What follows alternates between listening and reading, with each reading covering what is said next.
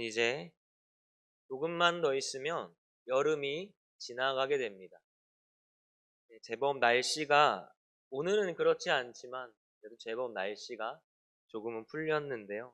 우리 좌우 앞뒤 분들과 이렇게 인사해 볼까요? 우리 조금만 더 힘냅시다. 함께 인사해 봅시다. 조금만 더 힘냅시다. 네. 여러분 한 사람의 이야기입니다. 여름에 어느 날 밤에 일어난 이야기인데요. 그 사람은 날이 더워서 밤에 잘 때에 에어컨을 틀고 잠이 들었다고 합니다. 그러다가 자는 도중에 잠시 잠에서 깨게 되었는데요. 그 잠시 일어난 그때에 추운 것을 느꼈고 또 에어컨 온도를 높이기 위해서 리모컨을 찾고 있었습니다. 그런데 리모컨이 도통 보이질 않는 것입니다. 기억을 끄집어내봐도 이 에어컨 리모컨을 어디다 두고 어디다 뒀는지 마지막으로 어디에서 사용했는지가 기억이 나지 않고 때문에 그 리모컨을 찾을 수가 없었던 것입니다. 분명히 자신이 켰고 자신이 조절했는데 그것을 기억하지 못하고 찾기를 포기하며 그 비몽사몽한 상태로 그냥 이불을 덮고 자면 되겠구나 라는 생각을 하며 다시 잠에 들어버렸습니다. 여러분 머리가 나쁘면 몸이 고생한다죠. 리모컨을 어디다 놓은지 기억하지 못해서 에어컨을 조절하는 것 대신 이불을 덮어야지라는 그 미련한 생각과 잘못된 선택으로 결국 그 사람은 감기에 걸리고 말았다고 합니다. 여러분 그런 말을 들어보셨습니까? 여름 감기는 모두 안 걸린다고 하죠. 네, 그렇죠. 이 말은 물론 옛말이긴 하지만 여름에는 기온이 상대적으로 높기 때문에 감기에서 조금은 자유롭고 또 감기에 걸리기 힘들다는 말입니다. 그런데요, 제가 그 힘든 일을 이번 여름에 잘 해내버렸습니다. 저도 제 스스로에게 놀라고 있는데요. 혹시 여러분이 보시기에 또 여러분이 들으시기에 불편하신 부분이 있으시더라도 너그러운 마음으로 양해해 주시면 감사하겠습니다. 여러분 성경에요. 앞서 말씀드린 것처럼 누군가가 무언가를 기억하지 못해서 고생한 이들이 있습니다. 스스로 고생의 길을 걷게 되었고 스스로 고난의 길로 달려간 이들이 있습니다. 그들은요 리모컨을 제대로 찾지 못해서 고생한 저와는 다릅니다. 비교도 안 될 만큼 잘못된 선택을 했고 미련한 선택을 하게 되었는데 그리고 그 결과는 스스로의 고생의 길과 고난의 길과 그 멸망의 길로 뛰어들게 되는 결과를 낳았습니다. 여러분 혹시 이들이 누군지 아시겠습니까? 여러분에게 묻습니다. 여러분 하나님의 은혜를 가장 많이 입은 자들이 누구라고 생각하십니까? 하나님의 은혜를 가장 많이 입은 자들이 어떤 사람들이라고 생각하십니까? 물론 수도 없이 많겠지만 찾으라고 한다면 이스라엘 민족들일 것입니다. 요즘 새벽 기도 말씀이 에스겔서인데요. 이 에스겔서만 봐도 정말 셀 수 없이 많은 하나님의 은혜를 이스라엘 백성들은 누리고 또 그 아래에서 살아갑니다. 역사 속에서도 이스라엘만큼 하나님께 특별한 민족은 없었고요. 하나님의 은혜를 그만큼 많이 입은 민족도 없었을 것입니다. 이 이스라엘 민족은 선택을 받은 그 시점부터 하나님의 은혜로 택함을 받았습니다. 신명기 7장 7절의 말씀인데요. 우리 함께 읽어보도록 하겠습니다. 여호와께서 너희를 기뻐하시고 너희를 택하심은 너희는 오히려 모든 민족 중에 가장 적으니라. 여러분 하나님께서 이스라엘을 택하신 것은 수요가 많기 때문이 아니었습니다. 이 말은 규모가 크고 또 군사가 많고 세력이 넓고 잘났고 똑똑하고 이러한 이유 때문에 이스라엘을 택하신 것이 아니라는 것이죠. 오히려 모든 민족 중에 가장 적었다라고 말씀하십니다. 그리고 다음 8절의 말씀을 보시면 그 이유가 나오는데요. 여호와께서 다만 너희를 사랑하심으로 말미암아 여러분 이스라엘은 가장 작은 민족 중에 하나였으며 별 볼 일 없는 민족이었습니다. 그러나 하나님의 전적인 은혜로 인하여서 그 사랑으로 인하여서 그들은 선택을 받은 것입니다. 이미 처음부터 하나님의 은혜를 입고 시작한 택함받은 자들이 바로 이 이스라엘 민족들이었던 것입니다.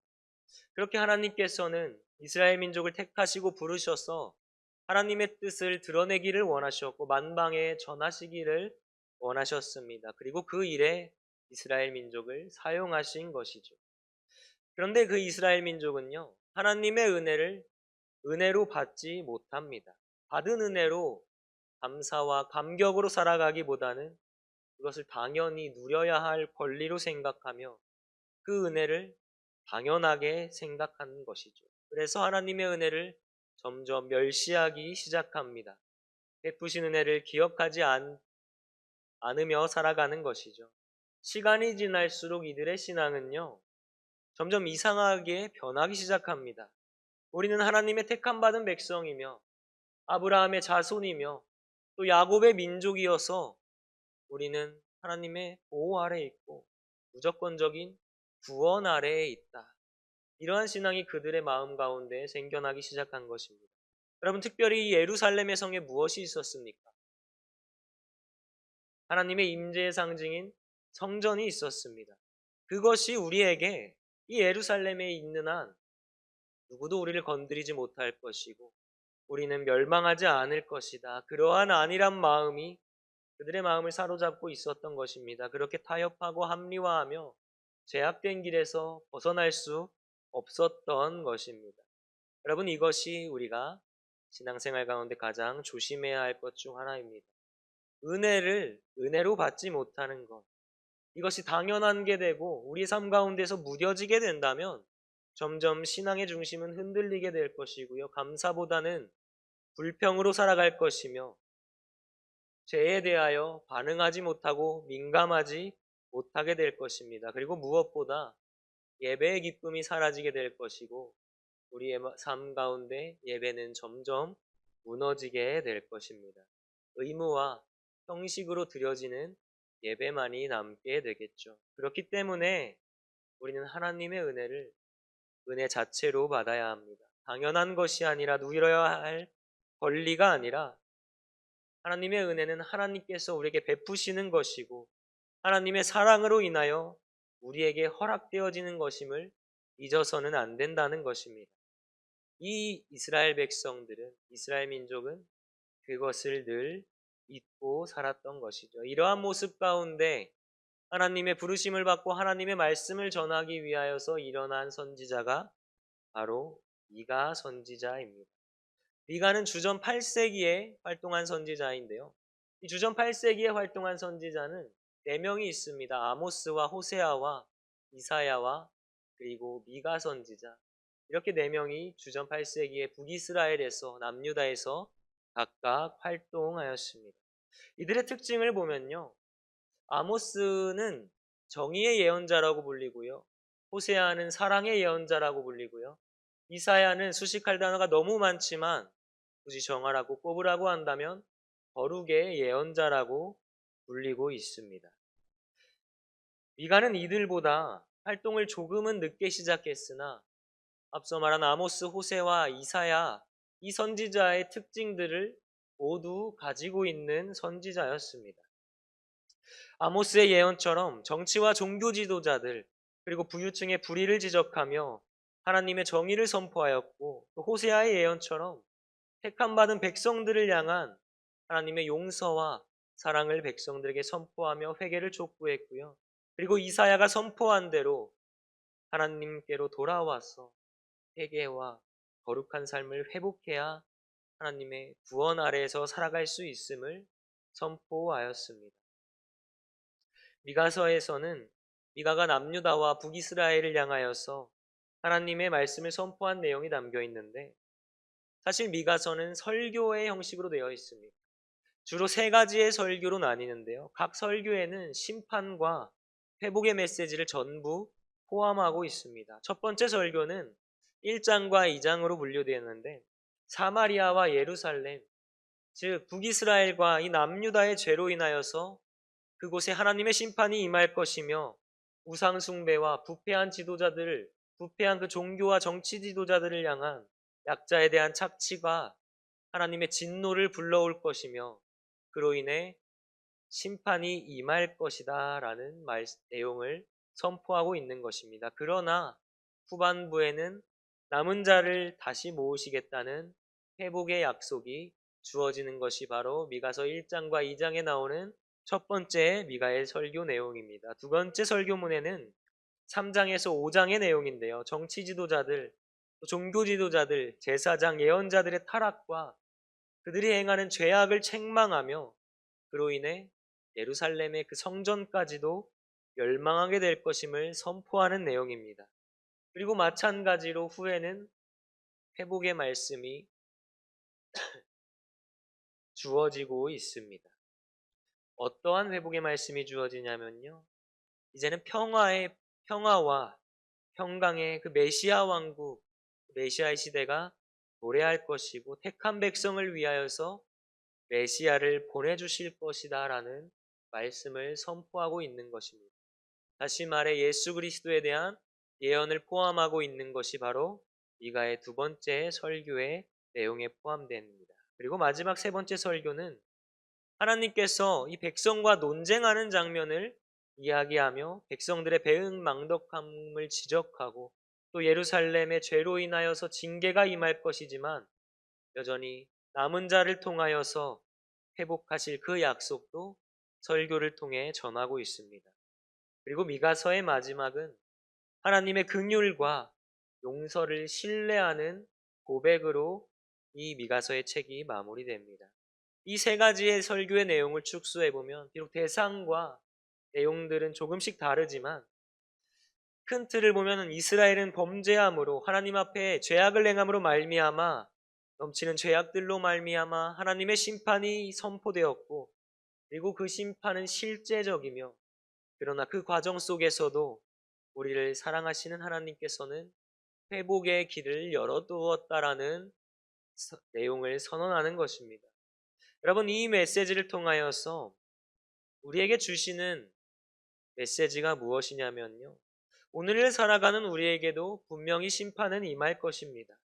그리고 그 과정 가운데 우리가 마주하게 될 고생과 고난을 달게 받고 연단받아서 회개함으로 이 시대의 남은 자가 되어라.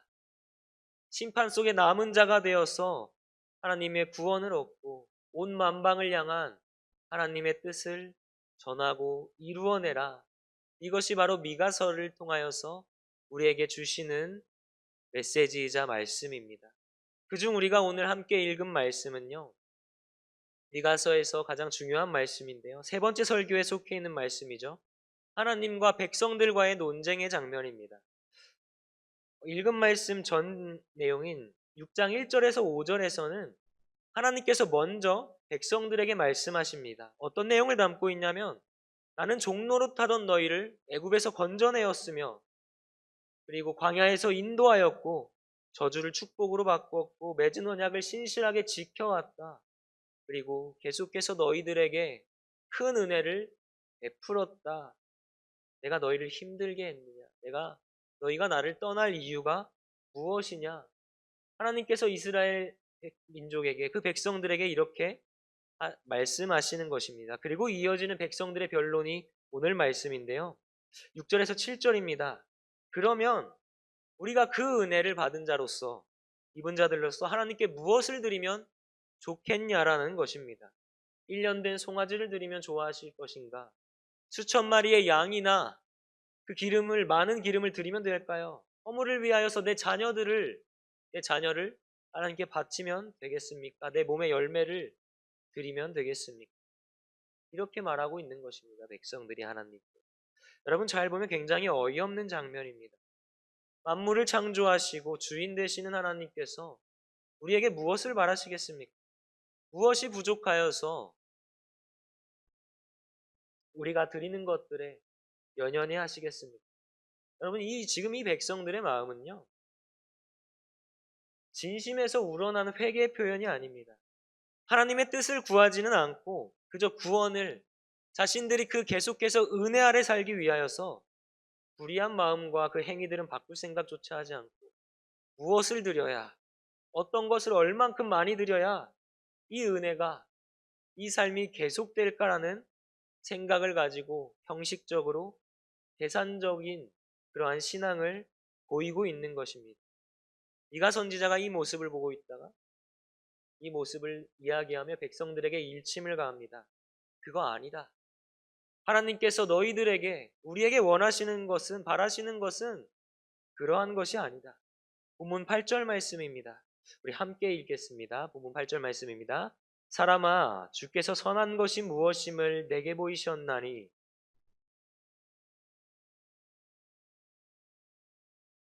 인자를 사랑하며 겸손하게 내 하나님과 함께 행하는 것이 아니냐. 아멘. 미가 선지자는 백성들에게 하나님께서 바라시는 것을 세 가지로 말하는데요. 먼저 정의를 행하며, 정의란 하나님의 공의로우신 그 성품을 본받아서 이 땅에 바르고 정직하고 진실하게 행동하는 삶을 의미합니다. 그리고 인자를 사랑하는 것. 인자는 헤세드라고 하는데요. 아마 많이 들어보셨을 것입니다. 하나님께서 우리를 사랑하시는 것, 그리고 언약 백성에게 베푸시는 신실하고 변치 않는 무한하신 사랑과 극진한 자비, 그리고 조건 없는 은총을 뜻합니다. 다시 말해 인자를 사랑하라. 그 무한하신 사랑을 받은, 그 헤세드의 그 사랑을 받은 백성들은 그 사랑을 그대로 이웃에게, 주변에게 전하고 베풀라는 것입니다. 그리고 마지막은 겸손하게 하나님과 행하라는 것인데요. 하나님 앞에서 엎드려 하나님의 뜻을 구하며 절대로 교만에 빠지지 않고 하나님과 동행하며 거룩하게 살아가라는 것입니다. 여러분, 이것이 하나님께서 우리에게 바라시고 우리에게 원하시는 삶이라는 것입니다. 무엇을 드리고 얼만큼 드리고 얼마나 귀하고 좋은 것을 드리는 것이 아니라 여호와께서 우리에게 구하시는 것은 정의를 행하고 인자를 사랑하며 겸손하게 하나님과 함께하는 것입니다. 하나님께서 정말로 우리에게 원하시는 것은 우리의 삶, 우리의 삶의 모습 그 자체인 것입니다. 겉으로 드리는 제사보다 화려하고 풍족한 그 형식보다 우리의 마음 가운데서 속에서부터 나오는 삶이 하나님을 기쁘시게 하고 하나님께서 원하시는 예배라는 것입니다. 이스라엘 백성들은 하나님에게 특별한 민족이었고요. 선택받은 민족이었습니다. 그리고 너무나도 큰 은혜를 입었지만 그것이 당연하게 되고 무뎌지게 되어 결국은 죄악의 길로 빠지게 되고요. 우상을 숭배하는 삶을 살아가다가 심판의 말씀이 그들 가운데 임하게 되었습니다. 이들은 형식적인 신앙과 그 계산적인 신앙으로 예배만 드리면 구원받는다. 하나님께 제물을 드리면 은혜가 계속될 것이다.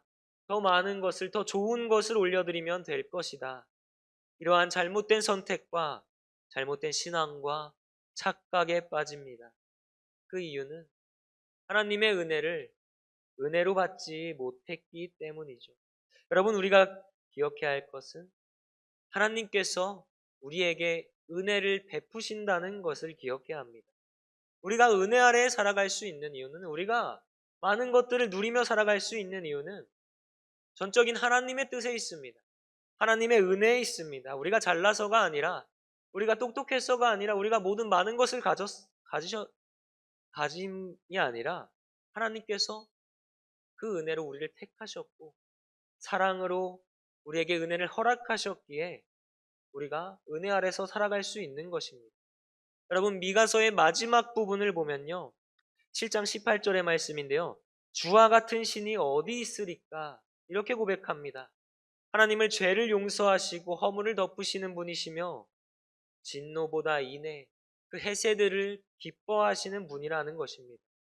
이스라엘 백성들의 은혜를 배반하는 그 배은망덕과 형식적이고 계산적인 신앙, 불의한 악행을 모두 알고 계셨지만 그럼에도 그들을 버리지 않으셨고 불쌍히 여기셔서 마지막 말씀에 나온 것처럼 우리의 모든 죄악을 발로 밟으시고 깊은 바다에 던지심으로 우리의 생명을 살리시는 분이십니다.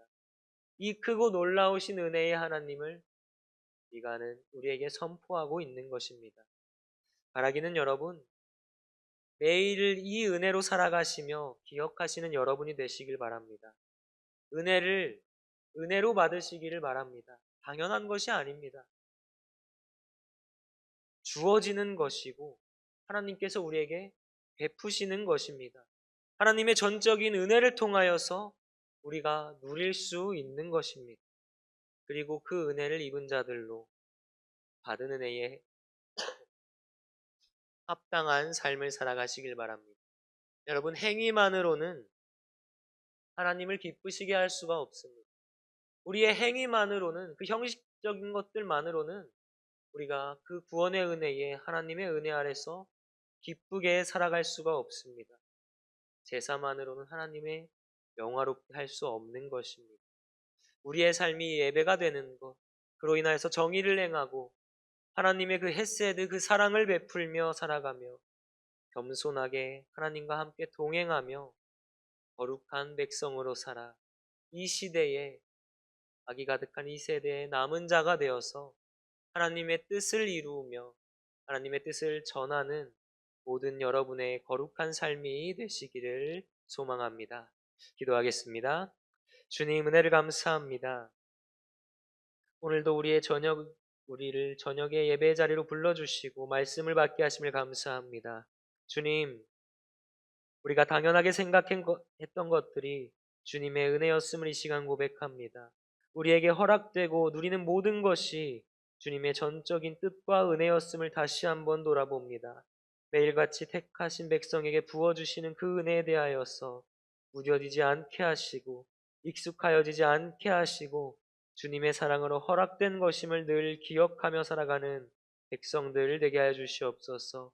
그 은혜를 누리며 우리의 삶이 예배가 되게 하시고 형식을 바라기보다 주님께서 원하시는 삶을 살아가게 하여 주시옵소서. 이로 인하여서 이 시대의 남은 자가 되어서 주님의 뜻을 이루어가고 주님의 이름이 우리의 삶을 통해 높임받는 복되고 거룩한 백성된 삶을 살아가는 예배하는 모든 이들 되게 하여 주시옵소서. 감사와 찬양과 영광을 올려드리오며 이 모든 말씀 귀하신 예수님의 이름으로 기도드립니다. 아멘.